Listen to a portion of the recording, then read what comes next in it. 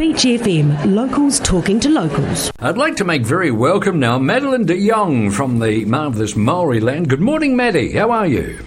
Kia ora, kia ora. Lovely to talk to you, Madeleine, because we have something to really celebrate here. The Wellington Airport Regional Community Awards were announced recently, and the Rising Star Award went to the Maoriland Tech Creative Hub. Congratulations, you must be absolutely chuffed. Thank you. Yes, we were quite surprised. We didn't expect to win, so it was really exciting. Well, I can tell you, because I've been present at a few of these ceremonies in which Maoriland has done extraordinarily well. You are amazing. This is just a wonderful hub of creativity and, let's face it, fun that you've established in Otaki. You must be very proud of that as well. Yes, we are. I mean, we're due to hit, I think, our third year of the Maoriland Hub being open early next year, alongside our 7th film festival, with Maoriland Film Festival. And all the projects have just blossomed since the hub's been open, which kind of led to the Maoriland Tech Creative Hub ideas. Now, tell me about the Tech Creative Hub. As I understand it, it was developed to try and encourage. No, I suppose there's no encouragement required. It was established to put new technology in the hands of rangatahi. Is that correct? Yeah, so internationally, the creative tech industries, because there's many of them, are booming. So that includes gaming, animation, virtual reality, and XR, which stands for extended reality, all the unknowns and things yet to be created. And what they're finding overseas is that these industries bring great opportunity to communities outside of the big centres. And so we thought, well, we're creative here, and our young people are all fascinated, and they're digital natives. So why not bring that technology to them here in Otaki?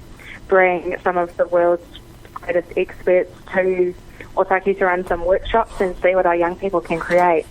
Isn't this wonderful? And of course, the beauty of the modern world is, providing you are connected, it doesn't matter where you are. You can be anywhere in the world, and we're all in this one big connected world. By the way, what is the connection like? Have you got enough broadband in Otaki? Yes, we do. We've got 4G down the main unlimited broadband here in the unlimited fibre, I should say, here at the Maoriland Hub.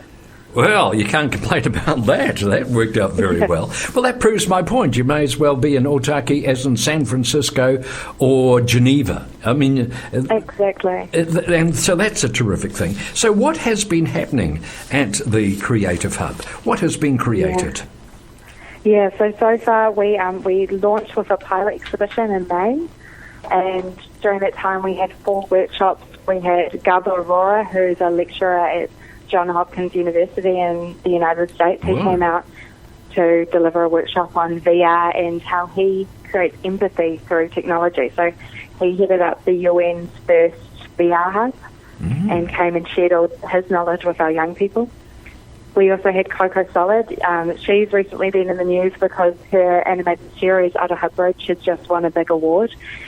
And she's the first female Māori creative to lead an animated series on TV. And in fact, I mean, we've only ever had 3 long-form animated series in New Zealand, Hot Rock Flats, Brotown, and now Ataha Bridge. So that was really exciting to bring Coco down. And we had Indigilab from Australia. So they're an Aboriginal organisation dedicated to increasing native success in the streams areas, so that science, technology, reading, maths, technology, all that, and sustainability. That's a really big part of what they do. And we launched Kaupapa, which is a new Māori board game, which was made by a young man from here in Otaki with his partner.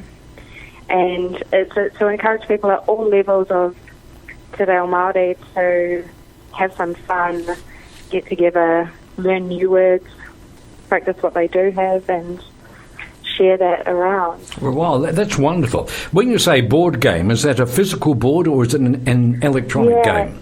Yeah, it's a physical board game because we wanted to go beyond just the digital and technical. So our space has everything from comics and, graphic novels through to VR.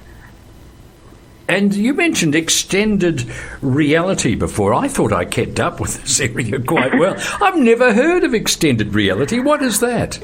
Well, that kind of captures everything that's still in the sort of nebulous, evolving space because technology is moving so fast. I mean, if you look at Google Maps, it's a really practical, a lot of us use it to get around. But within Google Maps, they're starting to insert things like videos, tours.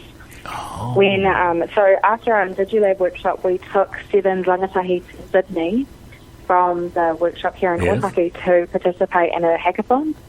Wow. And we got to have a workshop with Google over in Sydney, and they were showing us how they were putting stories inside Google Maps. So you could go onto Street View, go to a house, zoom into the door, open a door, and a story would be inside it. Right, so you can put interpretations there.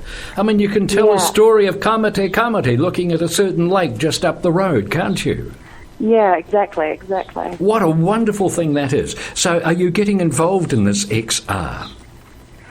Yeah, I think one of the things with technology is to be nimble and open to whatever new things are on offer. So we are ready to explore, and that's what we're encouraging our rangatahi to do because, when you're young, you've got more of a willingness to break things, and that's not a bad thing.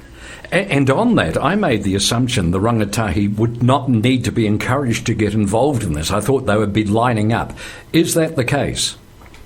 It is, and so now we're just in the phase of resourcing the space.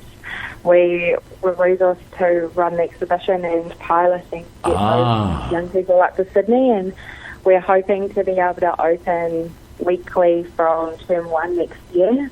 But we're just still waiting on the bits and pieces to, the real reality of it, the money to be able to stay open.